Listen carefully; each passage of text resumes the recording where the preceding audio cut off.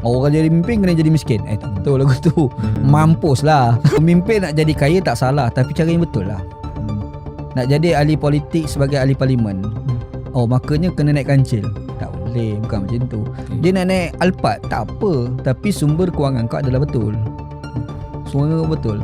Sebab menjadi pemimpin bukanlah menghalang daripada dia menjadi orang kaya. Yep.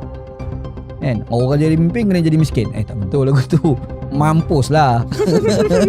Mana boleh. Apabila Abu Bakar As-Siddiq mula-mula jadi khalifah, dia pergi pasar pergi berniaga. Abu Bakar mula jadi khalifah.